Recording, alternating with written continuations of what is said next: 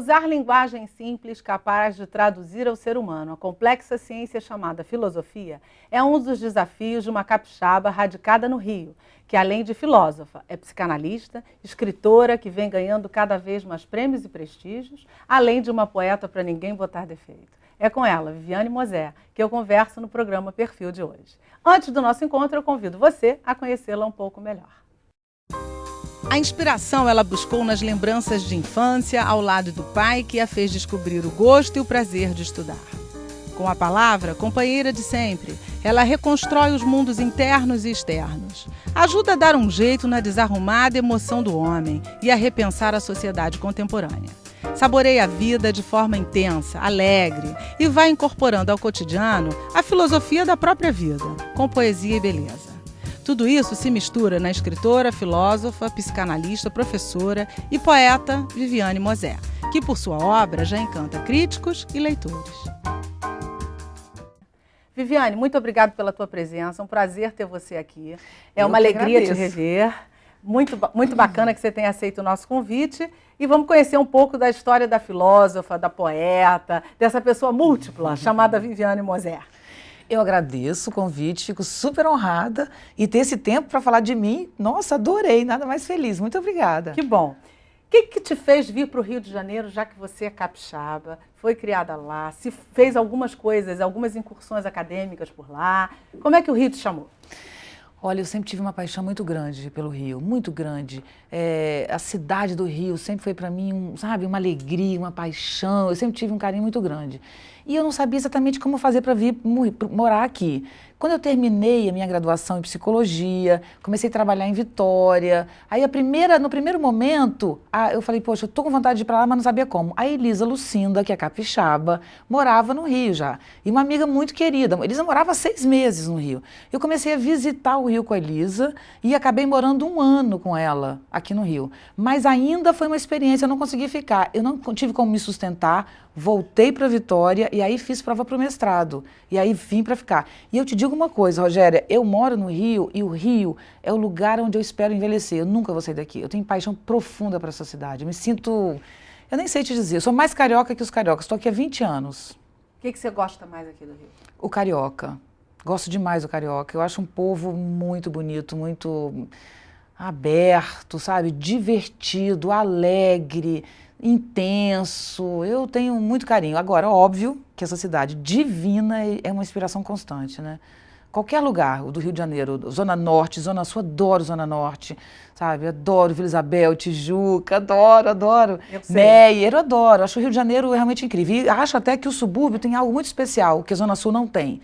Que é a coisa do bairro, sabe? Que o Zona Sul perde e o subúrbio ainda tem muito marcante e o Rio não pode perder isso jamais. Você veio direto para a Zona Sul, quando você começou a morar aqui, você morou no Leblon, se não me engano, no Leblon, né? exatamente. Eu morei em muitos lugares, né? Eu sou um pouco nômade, mas 99% na Zona Sul. Você morava no Leblon, mas vivia em Vila Isabel. Tinha um pezinho lá em Vila Isabel. Eu saí na Vila Isabel por conta de uma amizade queridíssima com o Martinho. Eu saí 6 anos na Vila Isabel, na escola. Eu tenho paixão, carnaval, eu sofro com Vila Isabel. Eu sei disso. Como é que a filosofia, que é uma ciência, assim, muito pouco divulgada, até assim, para despertar interesses, paixões, assim, como é que ela te influenciou? Teve alguma coisa com a tua família? Teve alguma referência na infância? Como é que chegou a filosofia na vida da Viviane? Pois é, eu pensando agora, né, muito legal falar desse tema que a gente volta, eu nunca tinha pensado, assim, coisa que a gente nunca pensou, mas você me fez lembrar de um filósofo simples, cotidiano, que não estudou filosofia, que é o meu pai.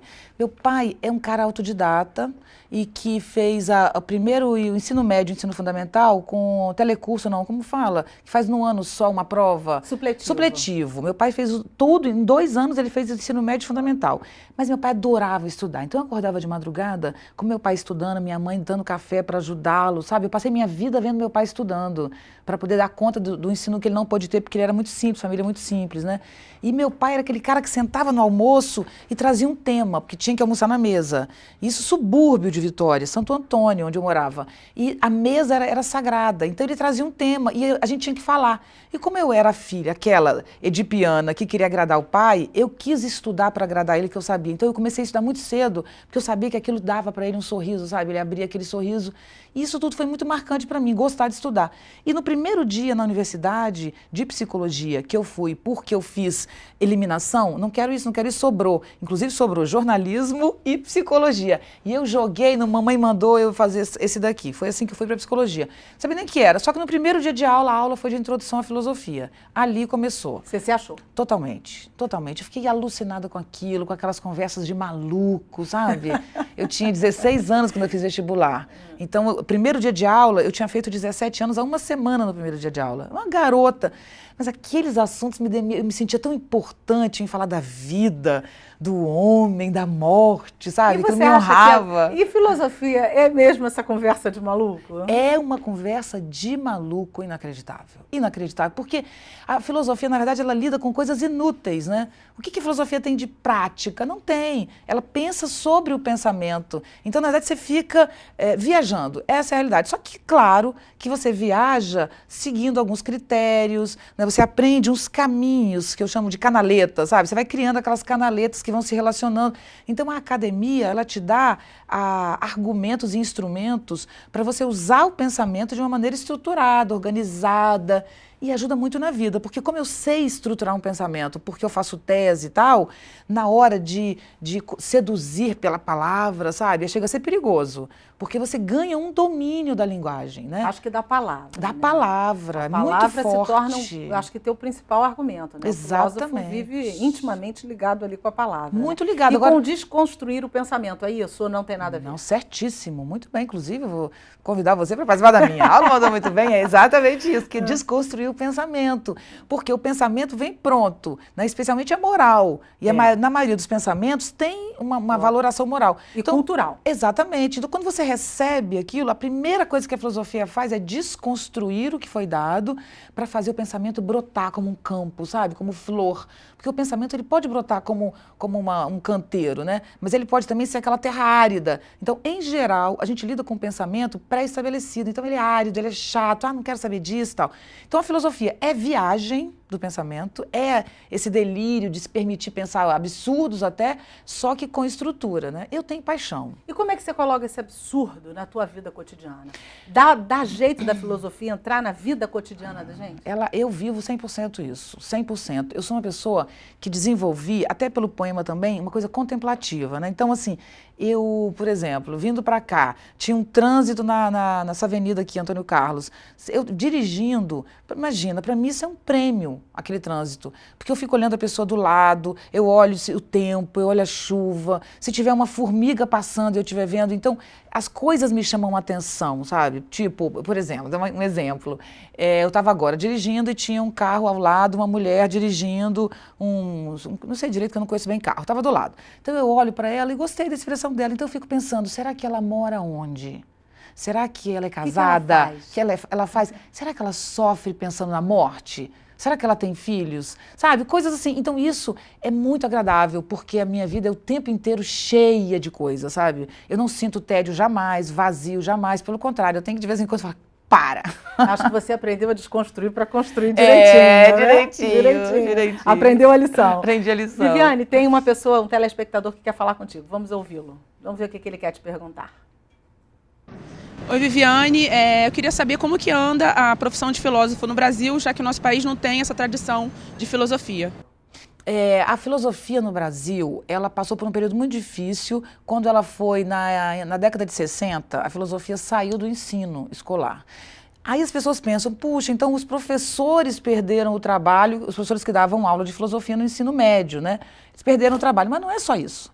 Quando você tira a filosofia do ensino médio, você não só desemprega os professores, você tira a filosofia da questão humana, você tira a filosofia do tema, deixa de existir. Então, onde ficou a filosofia? Introdução à filosofia nos cursos da área de humanas, mais nada.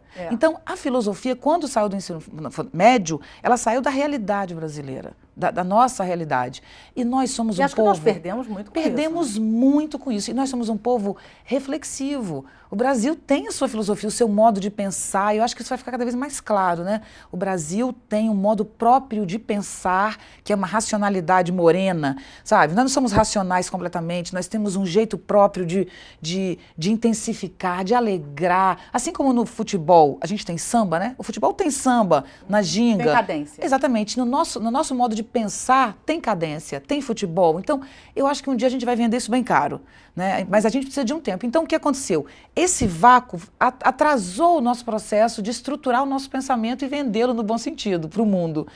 Quando agora a filosofia, vivemos um bom momento, porque a filosofia voltou para o ensino médio.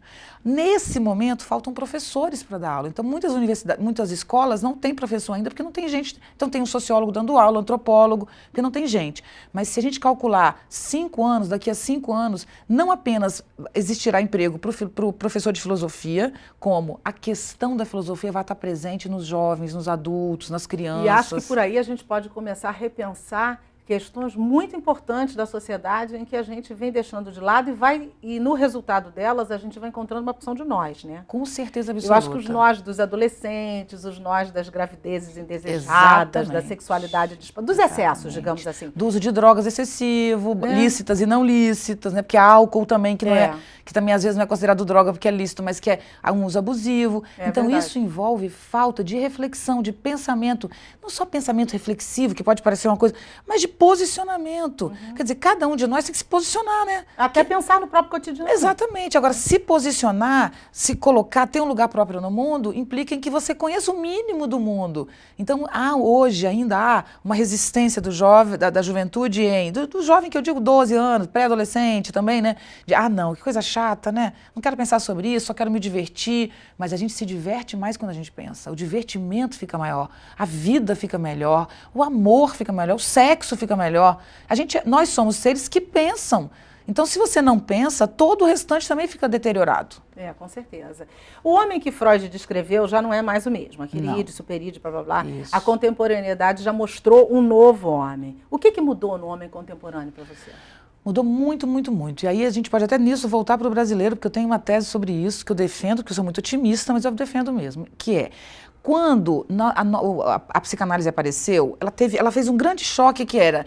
A gente achava que o homem era racional e guiava ele mesmo. Eu faço o que eu quero, então eu sou um cientista, eu vou melhorar o mundo através de um pensamento lógico, vamos construir um futuro sem sofrimento, vamos acabar com a dor, né? Vamos acabar com a velhice, vamos nos tornar imortais. Então, o ser humano tinha essa paixão moderna de achar que ele, pelo seu pensamento, guiaria o mundo. O que aconteceu de lá para cá, não, antes disso, a psicanálise mostrou que não era isso. Ela chegou e falou, não, você é movido pelo inconsciente, pela paixão, pelo corpo, tem muitas coisas que te movem que você nem sabe que te movem. Aí vem o século XX, por causa até da psicanálise, houve uma desintegração dessas coisas todas. Então o século XX foi o século da queda. Tudo que nos prometeram no século XIX não aconteceu no século XX. Então hoje nós temos um desenvolvimento tecnológico incrível, né? Assustador, né? Célula artificial, reprodução da vida, clonagem. No entanto, nós somos imaturos socialmente e politicamente mais do que éramos no século XIX. A nossa sociedade não sabe conviver, sabia mais no século XIX que hoje. Por quê? Porque a gente acreditou que nós tínhamos, a gente chama de antropocentrismo. Junto com a ciência, veio a crença em si mesmo, uma crença no si mesmo que criou um homem como uma unidade isolada do resto. O homem isolado do resto, ele não é um cidadão. Então, hoje é muito raro nós encontrarmos pessoas que são cidadãos, quero dizer. Você cuida dos seus, você cuida de sua família no máximo, e nem tanto, né? No máximo. No máximo. Então, há um isolamento, isso é produto da modernidade, de um conceito de pensamento que a gente está pagando por isso. E a ciência, ela não é capaz de controlar a natureza, porque tem galáxias e galáxias. Então, enfim, a ciência está passando por uma coisa que você pode muito, mas você não acaba com a dor. Uma pessoa hoje morre de dor. Eu queria falar isso com você. Eu acho essa questão de nominar sentimentos, isso não é meio complicado? Né? Dentro da área filosófica, por exemplo, você tem que nominar amor, alegria, tristeza. E se você tiver um sentimento que não tenha esse nome, como lidar com isso? Mas você vai responder no próximo bloco. Que bom. A você que nos acompanha, continue com a gente, é um minutinho só. Não sai daí não, que tem mais Viviane Mosé para você no próximo bloco.